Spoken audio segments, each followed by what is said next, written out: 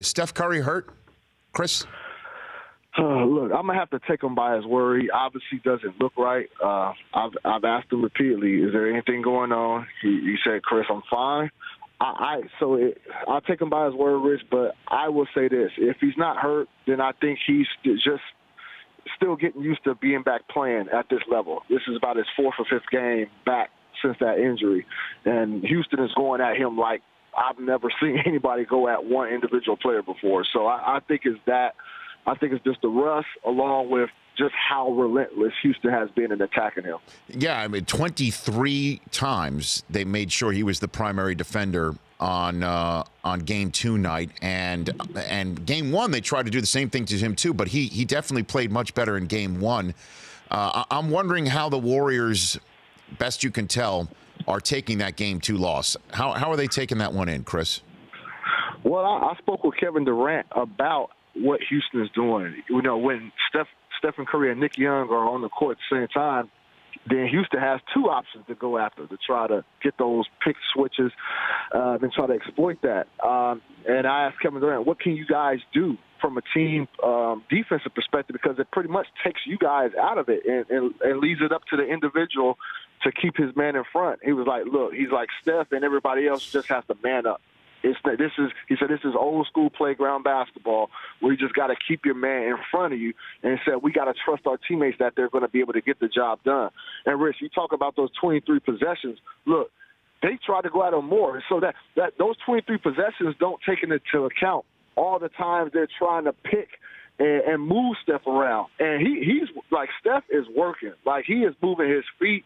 It's just getting fatiguing because on some occasions those picks do work and they get Steph matched up on them. In other cases, they're still trying to use him, the man that they're guarding for a screen, and Stephen is moving all around. So he's working more so than what the numbers even would indicate. And so I don't know what the Warriors can do. I don't know if they say, hey, let's just stop switching things and go under the screens. And if you do that, then you're leaving those Houston shooters open. So it's going to be a tough, difficult task and adjustment for Steve Kerr. But I think everybody's looking forward to what he's going to do for Game 3. What do you think he's going to do, Chris Haynes?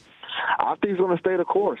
I think he's going to stay the course and keep switching because, like I said, it's too problematic when you start going under those screens. But I just think more guys are going to have to help.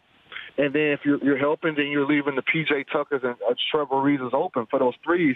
I think they're just going to try to bet that those guys just don't dominate them like they did in Game 2. They want to keep the ball out of Chris Paul and James Harden's hands as much as possible. So I would see a lot more help defense. And I think they will try to live with what P.J. Tucker and the rest of those guys can do. Chris Haynes here on the Rich Eisen Show from ESPN. The one thing that the Warriors have not experienced in the playoffs with Durant part of this group is obviously a series that goes longer than 5 games. But in terms of the intangible, they've never, in my mind, experienced doubt.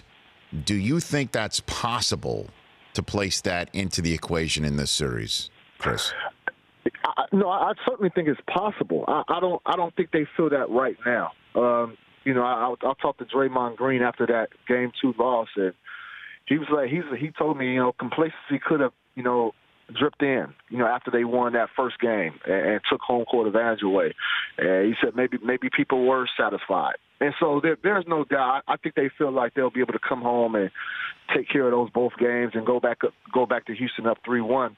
But look, the way that Houston plays, like it's overwhelming. Like when they're off, they're off. But when they're on, I'm talking about getting in transition, hitting all those threes, Chris Paul, James Harden break you down in isolation sets. It really gets demoralizing, and it really can have a mental effect on a team, like to where it's like, because if they're going to beat you, they're going to blow you out.